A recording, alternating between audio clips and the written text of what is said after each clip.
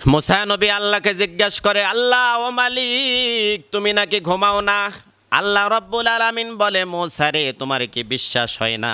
মুসা নবী বলে, আল্লাহ বিশ্বাস হয় কিন্তু বুঝি না, আমার একটু বোঝা কও। আল্লাহ রব্বুল আলামিন বলেন, তাহলে বোঝা দিক, 2টা গ্লাস নিয়ে আসো, 2 গ্লাসের পানি ভর্তি করে নিয়ে আসো, 2 হাতে 2টা গ্লাস ধরো তো দেখি।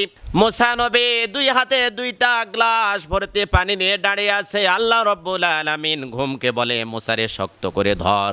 2টা গ্লাস নিয়ে দাঁড়িয়ে আছে মুসা। কিছুক্ষণ পরে আস্তে আস্তে ঢুলতে ঢুলতে জমিনে লুটিয়ে পড়ে, গ্লাস 2টা পড়ে ভেঙে যায়। আল্লাহ রব্বুল আলামিন ডাক দেয়া বলে, মুসা, 2টা গ্লাস নিয়ন্ত্রণ করতে পারো না? আমি আল্লাহ যদি ঘুমাই, আমি আল্লাহ যদি ঘুমিয়ে পড়ি, এক মুহূর্তের জন্য গোটা পৃথিবীতে সব কিছু ওলট পালট হয়ে যাবে, তছনছ হয়ে যাবে।